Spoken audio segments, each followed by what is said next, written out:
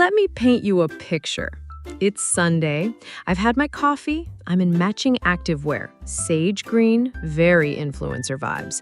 I'm ready for light fitness, a little breeze, maybe a stretch or two. Hi, I'm Lexi, and this is the story of how I casually walked into a military-grade boot camp and left with grass in places grass should never be. Let's rewind. I see a flyer outside a juice bar. Free outdoor fitness class, all levels welcome. I'm like, yes, sunshine, new people, endorphins. I even apply mascara for a workout.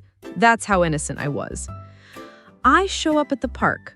There are cones, a speaker blasting hardcore dubstep, and a man, no joke, named Blade. I know this because he has a t-shirt that says, "Train with Blade," and a neck vein that looks like it bench presses alone. He doesn't say hi. He yells, "Drop and give me 10!" And I, confused, laugh.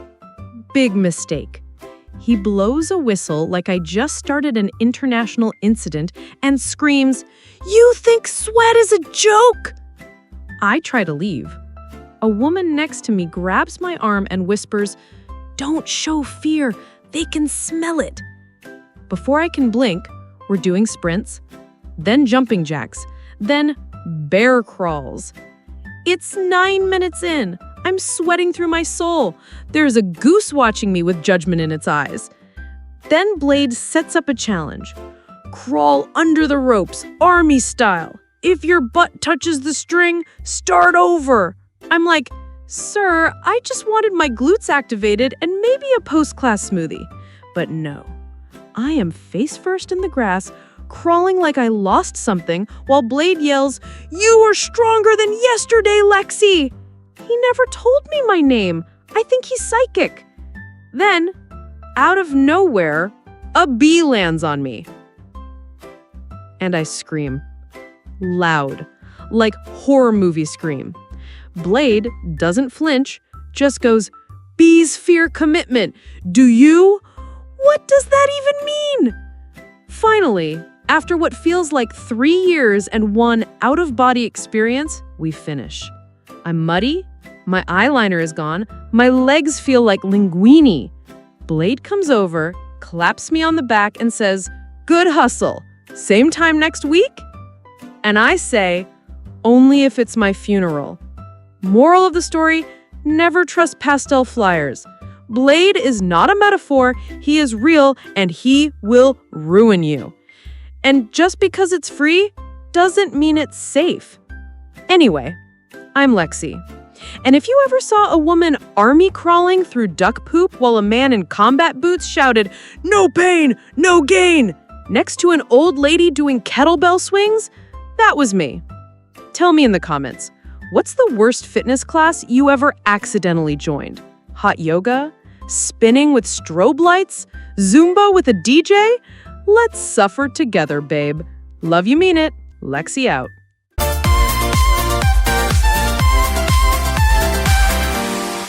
I need you to understand something. I'm not a casual fan. I'm not just someone who likes Justin Bieber. I'm someone who once canceled a date because I had to emotionally recover from the Ghost music video. Hi, I'm Lexi, and this is the story of how I had a full emotional crisis in public because Justin Bieber surprise dropped an album and I was not prepared. Let's rewind. I'm at the cafe, hair in a claw clip, sunglasses on, just trying to get my oat milk iced latte and pretend I have my life together. The line is long. I'm doom scrolling Instagram when suddenly I see it. Justin Bieber, new album out now. I freeze. My jaw drops. The girl behind me literally asks if I'm okay. I whisper, "It's happening." And then I scream, like audible, like people turn around level panic. My phone drops, my coffee spills, I step backward and knock over a display of almond biscotti. I don't even care. I'm already opening Spotify like it's a defibrillator. I run to my car, slam the door, put my AirPods in, press play. Track 1, tears. Track 2, chills. By track 3, I'm texting my ex like, I hope you're well. Justin reminded me that love is layered. Track 4? Spiritual rebirth. I light a candle in my cup holder. Don't ask. Track 7? Track 7 broke me.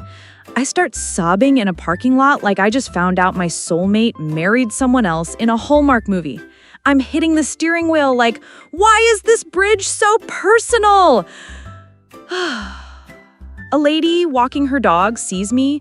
She looks at me, looks at my car, sees the mascara tears and the violently whisper-sung chorus, and just nods like, she's listening to Bieber, let her have this.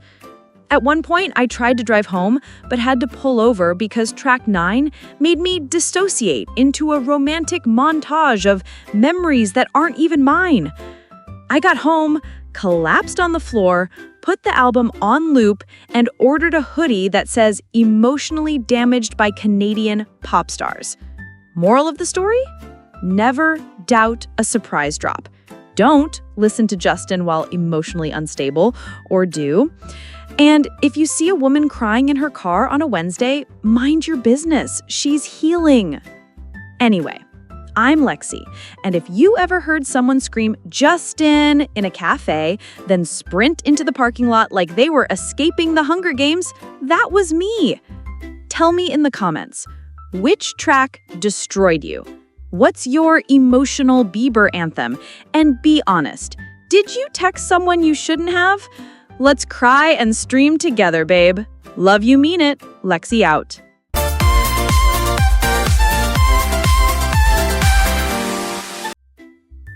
So there I am on a second date with a guy I'll call Jake. He's cute, flannel shirt, laughs at my jokes, soft hands. You know the type. We're walking downtown, we pass a karaoke bar, and he casually goes, "We should do a song." I, being chronically overconfident and slightly wine drunk, go, "Only if you're ready to fall in love with me." Because in my head, I'm Beyoncé. In real life, I am not. We go in. Bar is popping. There's a birthday party happening. People are wearing party hats and screaming over nachos. The energy is unhinged. I look through the karaoke book and I spot it. Bleeding Love. Classic. Emotional. A little dramatic, just like me. I click the number, hand it in, and wait. They call my name. I strut up. I'm ready. I give Jake the watch this magic wink. The music starts. But something's wrong? The melody, familiar. But the words, not in English.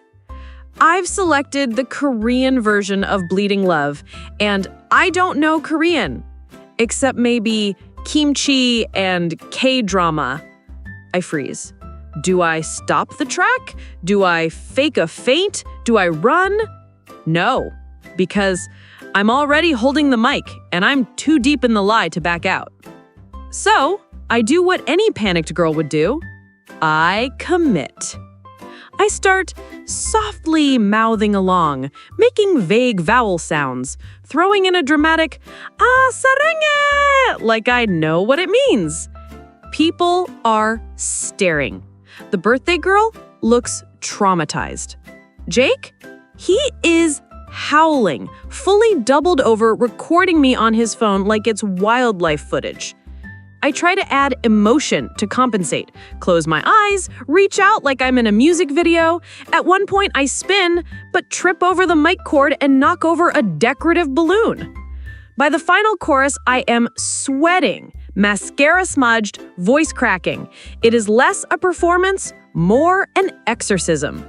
The song ends. Silence. Then someone claps. One clap. Slow. Pity-filled. I walk off stage and Jake high-fives me and says, "You're unhinged. I love it." And honestly, that's the nicest thing anyone's ever said to me. Moral of the story. Always double-check the song version. Language barriers are real, but so is delusion. And sometimes the most romantic thing you can do is hum in fear while channeling K-pop energy. Anyway, I'm Lexi, and if you ever saw a girl perform an emotional Korean ballad in the wrong key in front of a family celebrating grandma's 60th, that was me. Tell me in the comments, what's your karaoke horror story? Forgot lyrics, mic cut out, accidentally sang the explicit version in front of children? Let's trauma bond through tragic tunes, babe. Love you, mean it. Lexi, out.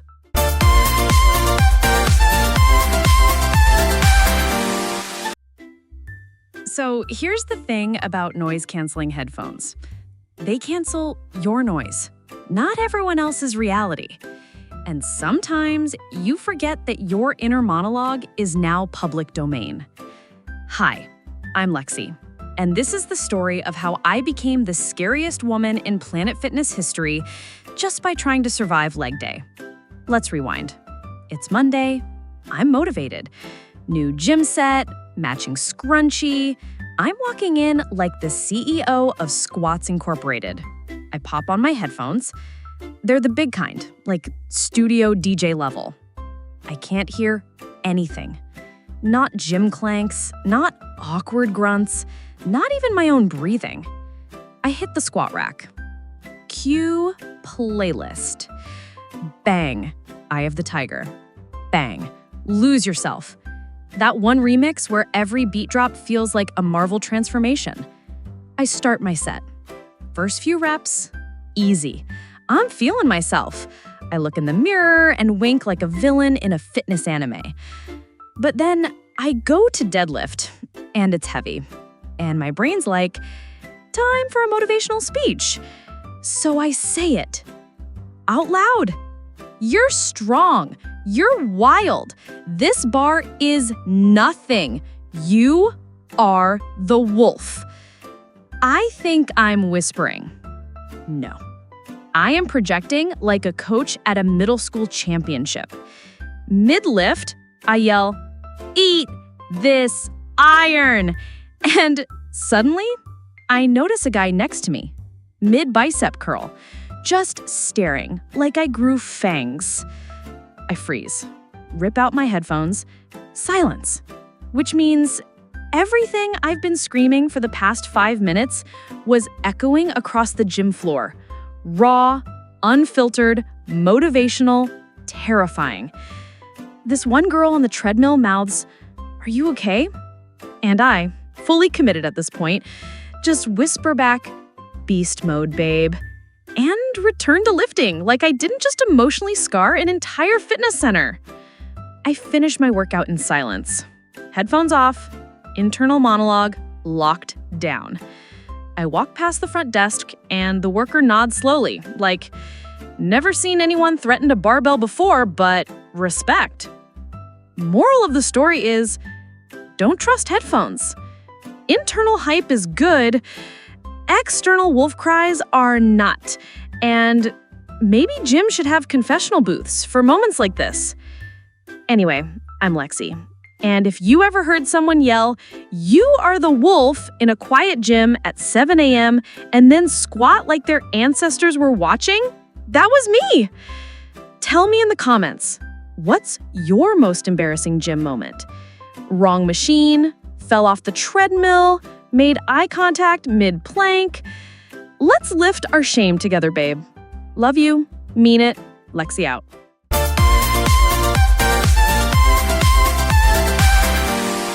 Let me set the scene. I'm at the airport. 4-hour layover, zero glam, full swamp goblin, wearing a hoodie, leggings, and an expression that screams, "Please, no small talk." Hi, I'm Lexi, and this is the story of how I got violated by technology in front of a Cinnabon.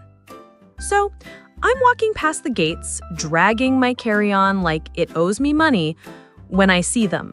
Those airport massage chairs? You know the ones. Black pleather, broken dreams, weird kneading function that's somehow too hard and not hard enough. I think, yes, I deserve this. So I plop down, swipe my card, pick full body, deep tissue, and settle in. At first, Amazing. The rollers hit my lower back. I exhale like I found inner peace. Then it moves up and down. Then grips my legs with these weird inflatable cuffs. I'm like, ooh, science. Then it starts rocking me side to side like a haunted mechanical cradle. Then the arm clamps activate and I realize I'm stuck. I try to lift my arm, can't. Try to sit up, the chair pushes me back down. It's like, you paid for the full experience, you'll get it, Lexi. Panic sets in. I mash buttons, nothing works. I try yelling over the massage soundtrack, hello! A man across from me is just sipping coffee, watching. Another woman points. A child laughs. I've become airport theater. Then it hits my shoulders with a pressure I can only describe as personal. Like this chair is working through its own trauma via my spine. My face is squished. My eyes are vibrating. I'm gripping the seat handles like I'm about to take off. Minutes pass. My flight starts boarding in 20. I'm trying to escape this vibrating prison cell while a dude next to me whispers, she's been in there a while. Finally, the machine stops, releases me like I've been reborn through IKEA furniture. I stand up, knees wobbling, ponytail crooked. Someone claps, not ironically. I wobble to my gate, lower back rearranged, sole slightly missing. And I swear to God, as I sit down, I hear a kid say, Mom, is that the lady from the chair? Yes. Yes, it is. Moral of the story, never trust airport comfort. Machines don't care about your dignity. And if you see a massage chair with a deep tissue setting, run. Anyway, I'm Lexi, and if you ever saw a woman vibrating violently at gate C7 while a stranger filmed and a flight attendant whispered, "Do we help?" or "That was me," tell me in the comments, what's your most awkward airport moment? Wrong gate, forgot your ID, fell asleep on the floor. Let's share the travel trauma together, babe. Love you, mean it. Lexi out.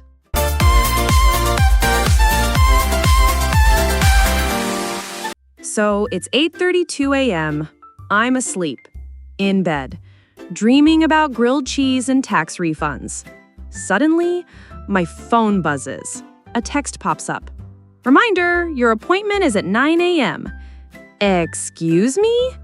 I shoot out of bed like I've been drafted, grab the first things I see. Pajama shorts, hoodie, 2 different socks, and 1 slipper. The other is missing. I accept this. I don't even check which dentist, I just assume. Because sleep-deprived Lexi, she doesn't ask questions, she takes action. I speed to the dental office, hair still in last night's sad bun, mascara under one eye like I survived something traumatic. I walk in, out of breath, sweating shame. The receptionist looks up and goes, "Hi there, name?" And I'm like, "Lexi, I'm late. So sorry. Please don't cancel me." She types, squints, then says the words that haunt me to this day. "We don't have a Lexi scheduled today." I blink. She turns the monitor toward me, shows me the name. It's a different Lexi. Same first name. Not me. I am at the wrong dentist. In my panic, I showed up at Dental Wellness Studio when my appointment was tomorrow at Bright Smile & Co., 2 floors down. I just stood there, fuzzy, mortified, sweaty, wearing a hoodie that said Nap Queen and socks with tacos on them. A kid in the waiting room looks at me and whispers, "She doesn't belong here." The receptionist, clearly trying not to laugh, goes, "Would you like a complimentary toothbrush while you're here?" So now I'm not only unhinged, I'm also loitering for dental freebies. I mumble thanks, walk of shame out of the lobby, waited awkwardly for the elevator with a lady holding an actual dental mold. She stares at my taco socks. I stare at the wall. We say nothing. Moral of the story? Always read the whole appointment reminder. Pajama shorts and public spaces don't mix, and free toothbrush is sometimes code for get out of here, Chaos Goblin. Anyway, I'm Lexi, and if you ever saw a girl burst into a dentist office like she was escaping a fire, only to accept a toothbrush and walk back out in shame, that was me. Tell me in the comments, what's your dumbest appointment fail? Showed up on the wrong day, wrong office, got your nails done at the vet by accident?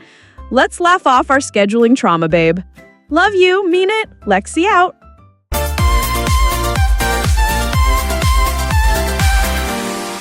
Okay, first dates are already nerve-wracking, right? You're trying to act like you're chill and mysterious, but also mentally Googling how to eat pasta cutely without looking like a medieval beast. Hi, I'm Lexi, and this is the story of how I tried to freshen up and ended up evacuating a restaurant in a cloud of shame and batiste. Let's begin. It's Thursday night. I've got a date with a guy I met at a bookstore who said the words, "I make my own kombucha," and I somehow still agreed. He picks this trendy little bistro, tiny candles, exposed brick, waiters in suspenders, you know the vibe. I'm running late. Hair, tragic, like flat, greasy, and giving leftover lo mein. I think, no problem, I'll just dry shampoo it at the restaurant. Why am I like this? So I get there, smile, hug, so good to see you, and beeline to the bathroom like a secret agent on a mission. I pull out my travel dry shampoo. Except it's not travel size. It's the mega jumbo can I accidentally grabbed from home, like full salon-grade weaponry. And I go in. I spray, and spray, and spray. I'm talking aggressive, uppercut level, twist wrist, double-handed shots of this stuff. I flip my head upside down like I'm in a Pantene ad. Mist everywhere. The bathroom looks like someone summoned a vape demon. Then, the fire alarm goes off. Screeching, flashing lights, someone bangs on the bathroom door. I panic. I'm white with powder, eyes watering. I look like a haunted cupcake. I open the door. Everyone turns. Hostesses, waiters, the kombucha guy, just staring at me, covered in dry shampoo fallout like I walked out of a fog machine during a haunted house dress rehearsal. I try to explain. I go, "It's not a fire, it's my hair," which somehow made it worse. The manager runs over. People are evacuating. A lady grabs her wine and goes, "It's always the pretty ones." Kombucha guy, bless him, just stands there and says, "You okay? You look powdered," which is not the compliment he thinks it is. Eventually, they reset the alarm. I apologize 40 times. We still eat dinner. But the entire time, I can see dry shampoo floating in the air between us like snowy shame dust. Moral of the story? Never try to solve a crisis with aerosol. Powder-based solutions are not low-key, and first impressions are best made outside the fire code violation section. Anyway, I'm Lexi, and if you ever saw a girl walk out of a restroom looking like a Victorian ghost while "Evacuate the Premises" blared overhead, that was me. Tell me in the comments, what's your worst pre-date emergency fix gone wrong? Toothpaste on the shirt, ripped your pants, set your lashes on fire. Let's cringe together, babe. Love you, mean it. Lexi out.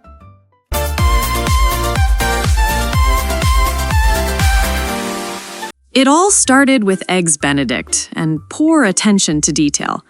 I'm leaving brunch. I'm full, a little buzzed, mascara slightly smudged, heart full of mimosa confidence. I open my ride app. It says, Tanya is arriving in a white SUV. Cool, simple. I'm standing on the curb with my sunglasses on, like I'm someone who has their life together. Then I see it. White vehicle. Pulls up.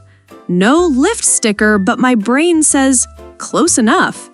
I hop in, and immediately a chorus of women scream, "Hey, she's here!" Confetti, screaming, glitter mist in the air. A woman shoves a pink sash into my hands and says, "Shotgun bride duty, bitch!" And I'm like, what? I look around. Leather seats, neon lights, stretch limo. I've made a mistake. A fabulous mistake. But do I get out? No, because I've already been handed a cupcake and someone's yelling, "Group selfie!" I lean over to whisper to the woman next to me, "I think I'm in the wrong car." She laughs and goes, "Aren't we all, babe? Live a little." So now I'm part of Tanya's Bachelorette squad. Someone hands me a mini bottle of champagne. Someone else shoves a temporary tattoo onto my arm that says, "Bride vibes." I ask who Tanya is. They all point to the girl in the middle of the limo sobbing into a glitter veil. I wave. She yells, "I love your energy!" We drive around the city. Someone puts on a playlist called Regret This Tomorrow. We're scream singing, "Man, I feel like a woman," while going 15 miles per hour in traffic. At one point, they hand me a microphone, and I do a dramatic reading of the groom's vows they printed out for fun. I cry. No one else does, but I commit. Halfway through, I try to leave, I really do. I tell them I'm not part of the group. One bridesmaid says, "Doesn't matter, you're one of us now." And honestly, I believed her. Finally, they pull up to a rooftop bar. I get out with them. A bouncer checks the list. I say, "Lexi, I'm new." He nods, like this happens all the time. We go in. They buy me a drink. Tanya kisses me on the forehead and says, "You'd make a great second wife." I say thank you. At 7 p.m., I get a call from my actual rideshare driver asking if I still need the ride. I say no. I'm busy being reborn in glitter. Moral of the story? Always check the license plate. Sometimes strangers have better plans than you do.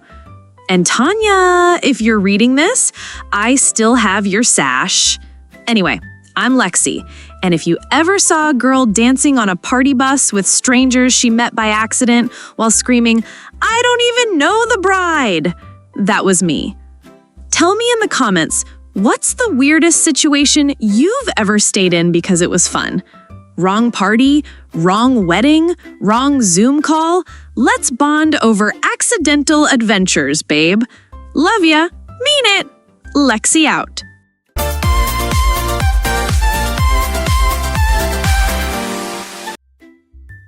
So let me start by saying I was trying to be chill and cultured. You know, oh, this little sushi spot? I love places that don't have forks. Even though deep down, I'm a soy sauce-soaked gremlin who panics around raw fish. Hi, I'm Lexi, and this is the story of how I used Google Translate to impress a date and accidentally became a diplomatic crisis at table 7. So this guy, let's call him Kai, super hot.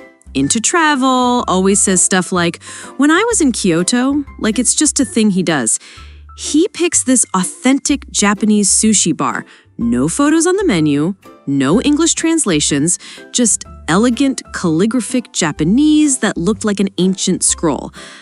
I don't want to look dumb, so while he's chatting about his trip to Bali, I'm secretly under the table typing into Google Translate like it's a bomb defusal device.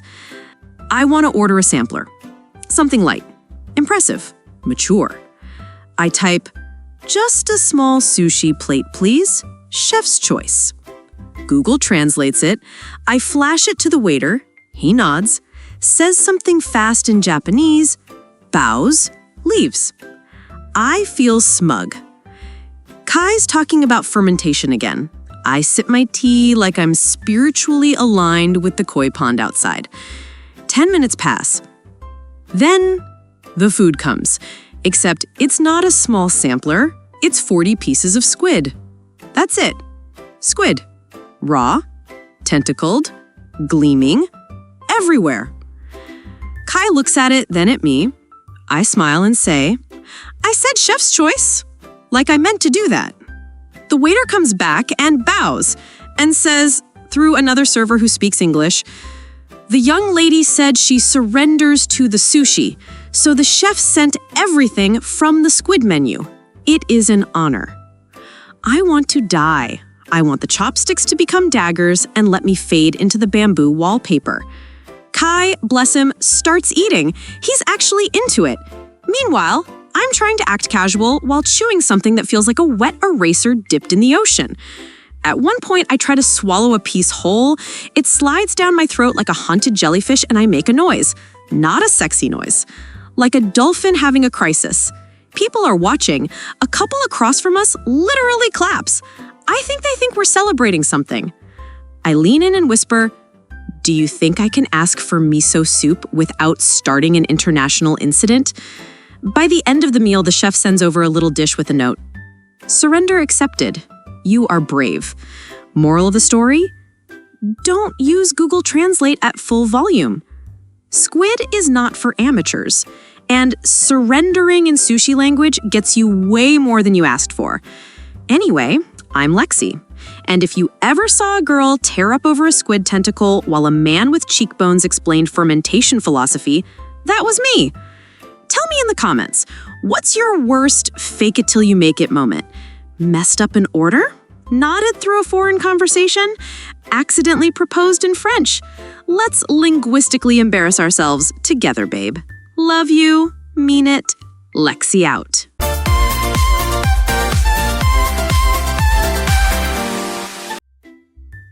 So let me tell you about the time I went to the museum to feel fancy and left feeling like I survived a live reenactment of Scooby-Doo Panic in the Halls edition. Hi, I'm Lexi, and this is the story of how I got locked inside a historical institution and emotionally unraveled next to an ancient sarcophagus. It started innocently. I had the day off. Thought, let me do something elegant, something adult. So I put on my most I read books outfit, blazer, jeans, little booties, and headed to the big art museum downtown. I was vibing, sipping overpriced lattes, strolling past medieval armor and whispering, "Slay, but make it 1400s. It was peaceful until I looked up and realized the lights were dimming, and over the speakers, this terrifyingly calm voice goes, "The museum is now closed. Please make your way to the main exit." I panic. I don't know where the main exit is. I'm in the Ancient Civilizations wing, aka a maze of pottery and judgment. So I sprint, like full cardio. My boots are clicking like a horse in distress. I spot the gift shop and think, yes, all gift shops lead to exits. That's like universal mall law. Wrong. I get in, gates start closing, security doors swoop down like I'm in a Mission Impossible scene. I dive under one, drop my latte, and end up face to face with a rack of Pharaoh bookmarks. I'm locked in, completely alone. Just me and a $40 replica of the Rosetta Stone. At first, I try to stay calm. I sit down on a bench next to a taxidermy owl and whisper, "It's fine. Someone will come." But after 20 minutes, my phone is at 3%. I've had to pee since the Viking room, and the owl is starting to feel judgy. I consider peeing in a vase, like a very ancient one. The plaque says it's from 300 BC. I say, "Sorry, Queen Hera, desperate times." That's when I hear footsteps.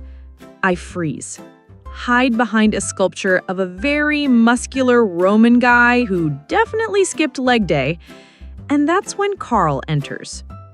Carl, museum janitor, wearing Crocs and blasting Bon Jovi on a Bluetooth speaker like it's a concert for the ghosts of history. He doesn't even flinch when he sees me, just goes, "Ah, you a gift shop trap victim?"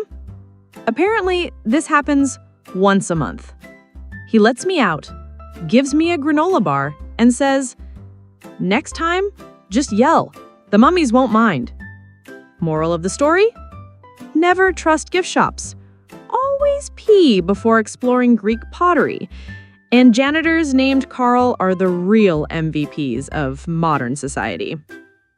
Anyway, I'm Lexi, and if you ever saw a woman in a blazer crouched behind a marble statue muttering, "I'm part of the exhibit now," into the darkness, that was me. Tell me in the comments, what's the weirdest place you've ever gotten stuck? Locked in, trapped, accidentally lived somewhere for a few hours? Let's confess our public panic together, babe. Love you, mean it. Lexi out.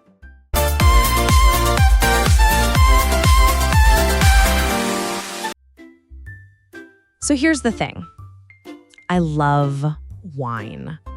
Not in a snobby way, more like I'll drink whatever's not in a box unless it is in a box, and then I'll still drink it. Hi, I'm Lexi, and this is the story of how I accidentally joined a group of recently divorced strangers, cried over someone else's ex, and left with a full heart and half a bottle of Pinot Noir. Let's begin. It's Saturday. I'm running errands, walking downtown, being cute, doing my little main character strut. I pass a wine shop. On the chalkboard sign it says, "Free tasting event tonight, 6 p.m. I look at my phone, it's 5:57. Fate. So I walk in. It's quiet, low lighting. There's a little folding table with cheese cubes, crackers, and 3 bottles of red. A very chill woman greets me and says, "Welcome. We're just about to begin." I'm like, amazing. I love a structured wine experience. I sit down. There's maybe 9 other people, all kind of softly weeping.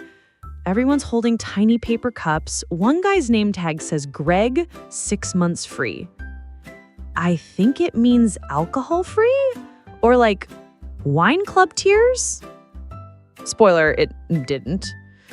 The woman at the front, her name's Cheryl, naturally, smiles at me and says, "And we're so glad to have someone new. It's brave to walk in for the first time." And I'm like, uh-oh. Then Cheryl says, "Tonight, we're talking about closure." And then Greg goes, "Janice, I read your letter to your ex. It gutted me." That's when I realize I am not at a wine tasting. I am at a divorce support group sponsored by a wine shop as part of their Sip and Heal series. And somehow I'm now part of it? I panic. I consider leaving. But then Janice starts talking. And listen, Janice has been through it. Her ex cheated, moved to Arizona, and took their joint air fryer. I am invested. The group passes around a little tray of Syrah. We sip, we nod. I say, "Closure isn't about them, it's about you. Like, I've been through something." I have not. My last breakup was because a guy said, "Vibes off," and ghosted me after 4 dates. But somehow, I cry. Cheryl pats my hand and says, "That's the wine talking. Let it out, honey." By the end of the night, we've gone through 3 bottles. Greg has announced he's joining a jazz band, and Janice invites me to her dog's birthday party.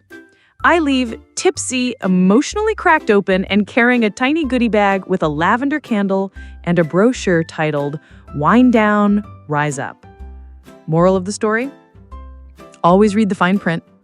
Never underestimate the healing power of cheese cubes. And sometimes strangers give the best closure. Anyway, I'm Lexi. And if you ever saw a woman sipping wine while whispering, "You deserve better, Janice," to a complete stranger, that was me. Tell me in the comments. Ever crashed the wrong event, showed up to a seminar, a class, or a retreat and just stayed? Did you cry? Did you leave with a tote bag? Let's share the uninvited healing, babe. Love you, mean it, Lexi out.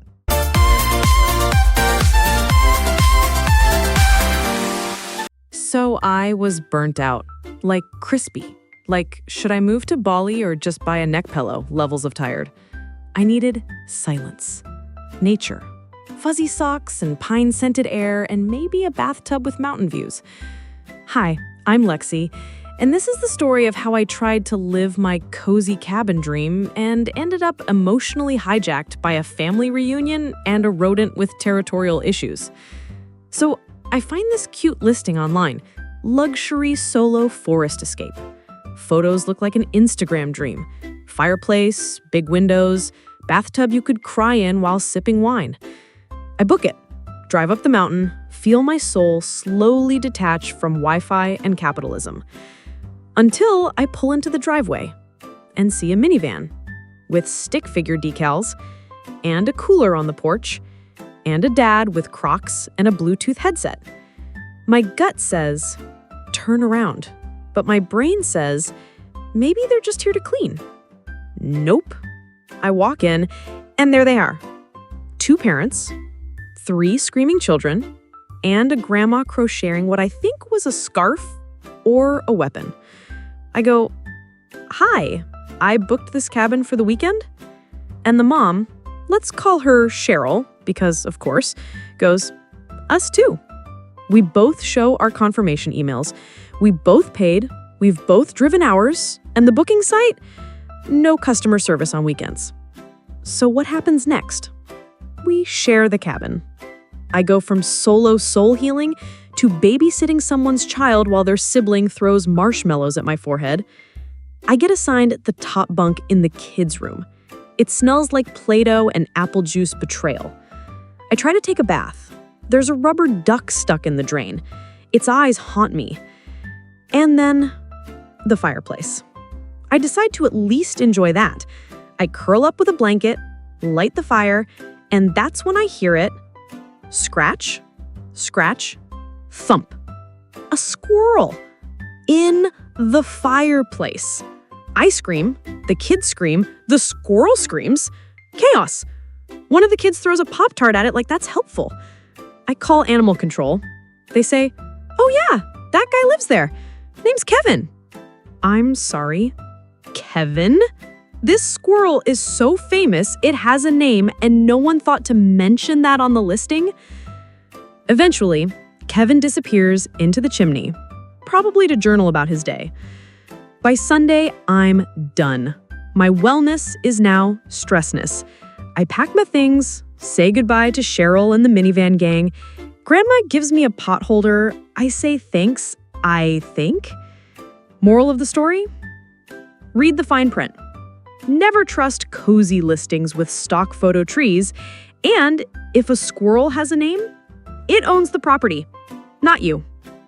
Anyway, I'm Lexi, and if you ever saw a girl in a bathrobe sharing cheese puffs with a toddler while whispering, "This was supposed to be my healing weekend," that was me. Tell me in the comments, what's your worst travel disaster? Wrong booking, nature betrayals, rodent roommates? Let's unpack the chaos, babe. Love you, mean it. Lexi out.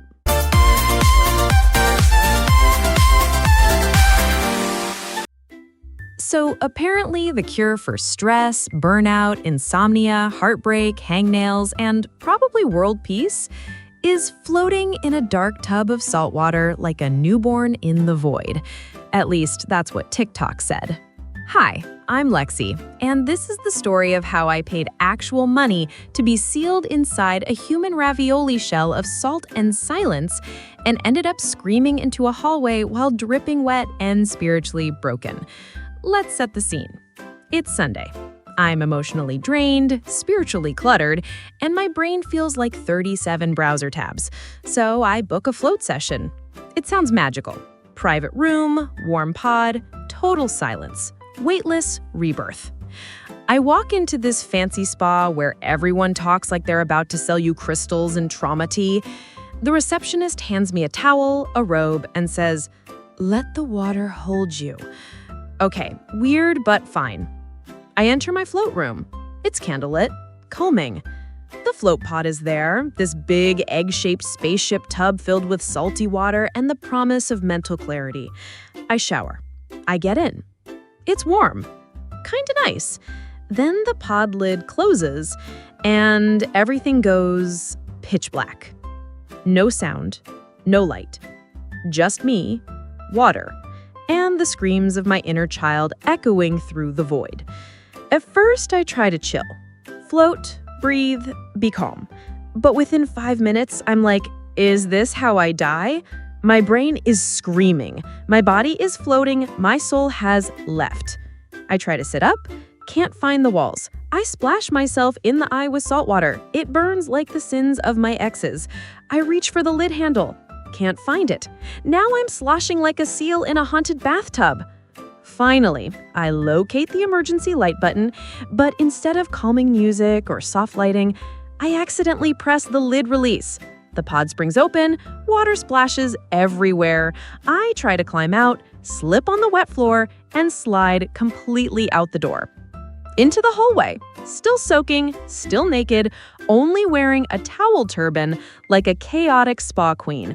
And of course, there's a guy out there, holding kombucha, wearing linen pants, looking at me like I'm the ghost of stress past. I just freeze and yell, "I was floating for my life." He bows, like I'm some kind of float monk that just completed a sacred rite. Eventually, I crawl back into the room, wrap myself in shame and terry cloth, and leave with skin like a prune and a new fear of silence. Moral of the story: not every trend is for every nervous system. Water can't heal you if you fight it. And next time, I'll just take a nap. Anyway, I'm Lexi. And if you ever saw women dripping wet, clutching a towel and whispering, "The darkness has teeth," in a hallway scented like eucalyptus, that was me. Tell me in the comments, what's the self-care thing you tried that backfired immediately? Cryotherapy, juice cleanse, goat yoga gone wrong? Let's heal our healing attempts together, babe. Love ya, mean it, Lexi out.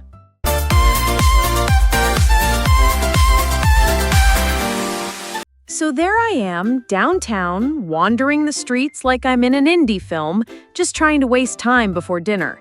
And I see this sign, Historic Ghost Walk, free today at 3 p.m. Yes, I love ghosts, I love free, I love walking. Let's go. I join the group. There's maybe 15 people. I notice it's a lot of kids, like an army of elementary schoolers in matching shirts, with juice boxes. I should have left, but the tour guide had a cape, a literal Dracula cape. I respect that level of commitment. So we start walking. We stop in front of an old church. Tour guide starts telling this spooky story about a ghost bride who haunts the bell tower. The kids are wide-eyed. One girl is already clutching her friend like they're in Titanic. Then the guide says, "And sometimes, when the ghost is near, you'll feel a chill, a sign, a whisper, or a sound." Right then, I, being a human woman with allergies, sneeze.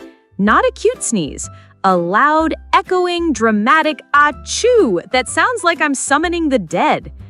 The kids lose their minds. One screams, one drops their fruit snacks. Little Trevor turns to me pale and says, "You're her, you're the ghost." I say, No, I just sneezed, I swear I'm real." And another one yells, "She's lying, ghosts lie." The tour guide? Silent, not helping, low-key enjoying it. Now I've got 12 children backing away from me like I'm about to float. One kid takes a picture with their iPad and says, "Look, her eyes are glowing." They are not. I'm wearing highlighter. Chill, Madison. At this point, I try to exit gracefully. I say, okay, well, have fun learning about haunted history and slowly back away. Which honestly just made it worse, because now I'm walking backwards in a trench coat like a literal poltergeist. As I leave, I hear one little boy say, I think she died in the 1800s. Rude. So I leave. Quickly. Ghost myself away. I get to a Starbucks and look at my reflection. I do, in fact, look pale and windblown and weird. So maybe they weren't entirely wrong. Moral of the story? Always ask who the ghost tour is for. Never sneeze during suspense. And if a child declares you a spirit, just let it happen. Anyway, I'm Lexi. And if you ever saw a woman in a trench coat backing away from a cemetery while a group of children screamed, "She's the bride!" that was me. Tell me in the comments, when's the last time you accidentally terrified children? Or joined the wrong group? Or got mistaken for the supernatural? Let's laugh through our awkward hauntings together, babe. Love you, mean it, Lexi out.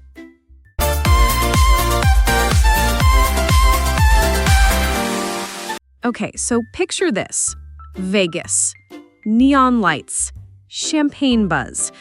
I'm in heels too high and a dress too tight, feeling unstoppable and deeply unqualified for whatever is coming next. Hi, I'm Lexi, and this is the story of how I got kicked out of a magic show for breaking the illusion and possibly making a magician cry. So I'm walking down the strip with my friend. Shout out to Tanya, queen of bad decisions, and this guy in a red vest goes, "Hey, you ladies want VIP seats to the great Vincenzo tonight? No catch." We're like, "We love no catches." Absolutely. So we show up at this grand theater, all velvet curtains and fog machines, and we get front row seats. Front row. My brain should have gone, suspicious. But instead it went, I hope there's a tiger. The show starts. It's all very dramatic. Capes, lasers, doves. Vincenzo is this intense man with cheekbones that could slice cheese and hair like a shampoo commercial villain. Halfway through the show, he announces, "I need a brave volunteer from the audience."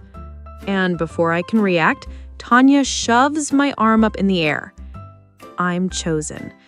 I'm escorted on stage. Spotlight hits. The crowd claps. Vincenzo looks me dead in the eyes and goes, "Do not fear what you cannot see." I already do, Vincenzo. I already do.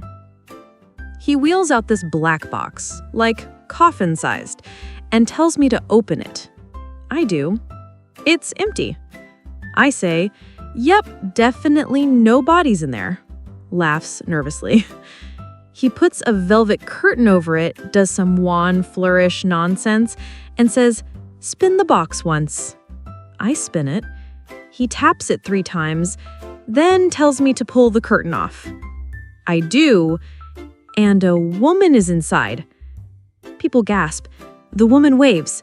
Everyone's amazed, except me.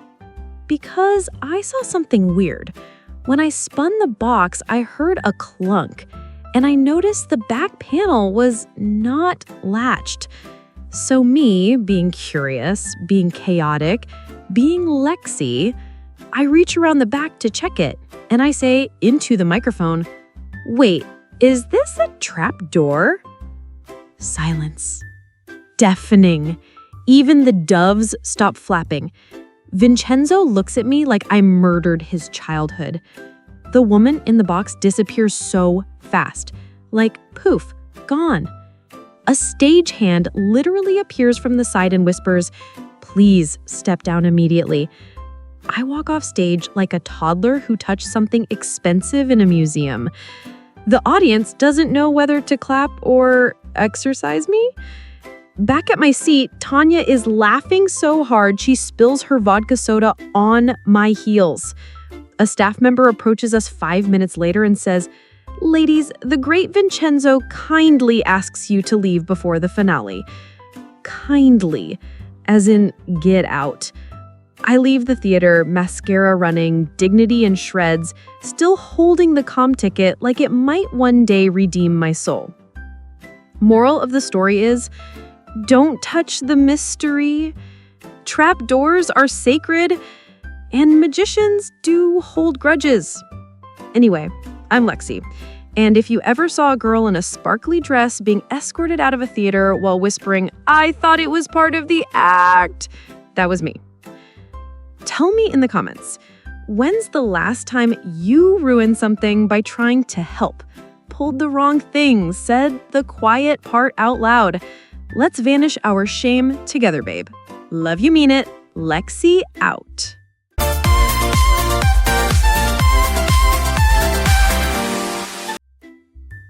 I was running late. Airport vibes. Flight in 2 hours. Hair a mess, hoodie on, zero dignity. I didn't want to spend $30 on a solo Uber, so I did what all chaotic neutral people do. I hit UberPOOL. $6.25. Let the gods decide my fate. Hi, I'm Lexi, and this is the story of how I got trapped in the most bizarre car ride of my life, and I still don't know if it was real or just performance art with cup holders. So the car pulls up. Toyota Corolla, mismatched hubcaps, already feels cursed. I open the back door and immediately lock eyes with a man. A man I knew. A man I matched with on Tinder 6 months ago. We went on one date. It ended when he said the phrase, "I don't believe in sauce." I never forgot that. No sauce, ever. He was a dry food anarchist. I freeze. He freezes. He goes, "Lexi?" I go, "Sauceless?"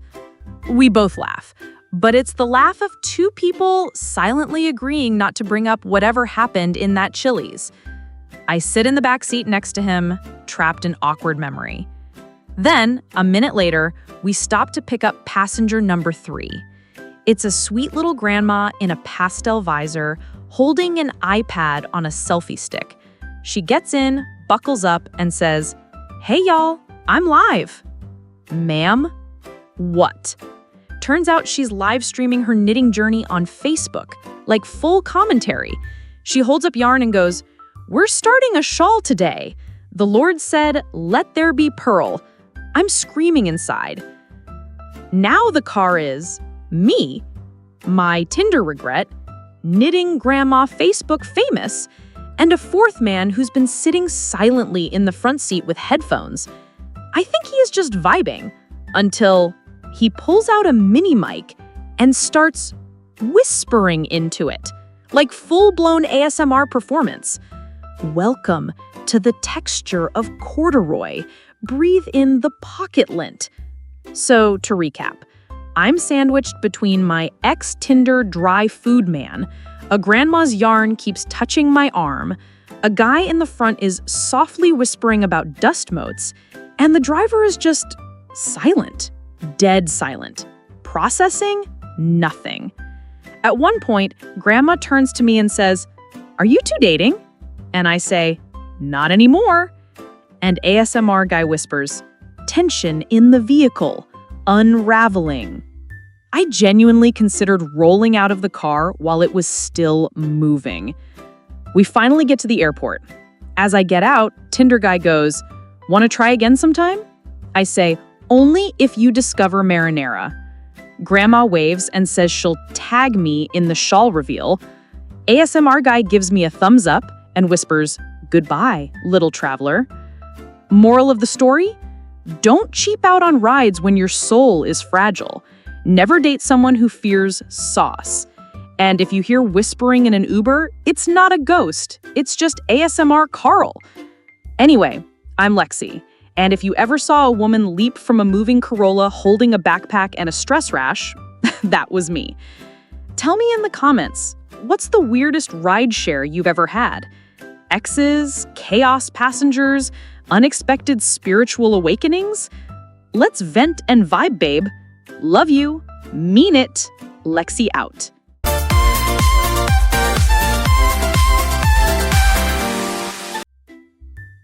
So here's a corporate horror story for your soul. I work in marketing, which means I am constantly invited to mandatory fun with phrases like collaboration and team synergy and let's circle back after goat yoga. Hi, I'm Lexi, and this is the story of how I was emotionally and physically destroyed by a man named Brad and a bowl of hard-boiled betrayal. So we're at this team retreat, big lodge in the woods, one of those places with inspirational quotes on the walls and wellness granola bars that taste like pine bark. After a full day of awkward icebreakers and learning that Susan from HR collects frogs, we're herded outside for the final bonding activity, the trust fall. I hate trust falls. I do not trust. I do not fall. I am a deeply suspicious human with weak ankles. But they assign us partners. And my partner is Brad. Brad is the kind of guy who says, let's circle back, but also brings drumsticks to work in case there's a jam session. He's vaped in a bathroom stall. I've smelt it. So I look him in the eyes and say, you got me, right? He goes, 100%, dude. I am not a dude. We line up. The team's watching. There's a buffet table next to us, already set up for lunch. Sandwiches, fruit, a majestic, glittering tray of deviled eggs. It's my turn. I stand with my back to Brad, arms crossed, ready to fall. I hear the facilitator yell, fall into your support, trust your team. I exhale, I lean back, I free fall. And then, nothing. No hands, no catch, just air. And then eggs. I land face first into the buffet table, specifically into the deviled eggs. One literally goes into my blazer pocket. My heel snaps, my dignity evaporates. Brad shouts, oh damn, I dropped my vape. Vape. He bent down mid-fall to grab his vape pen. Everyone gasps. Susan from HR screams. Someone takes a photo. I will never forgive that person. The facilitator whispers, this has never happened before. Yeah, well, neither has Brad. I get up, egg in hair, yolk on forehead, look Brad dead in the eyes and say, I trusted too hard. Then I limped to the bathroom and cried into paper towels that were thinner than my patience. Moral of the story? Don't trust anyone with a man bun and a nicotine dependency. HR is not equipped for emotional omelets. And sometimes corporate growth means falling, alone. Anyway, I'm Lexi. And if you ever saw a woman limping through a lodge bathroom covered in deviled eggs while muttering, I was the activity, that was me. Tell me in the comments, what's your worst team-building nightmare? Group therapy gone wrong? Coworker karaoke betrayal? Let's debrief the damage together, babe. Love you, mean it. Lexi out.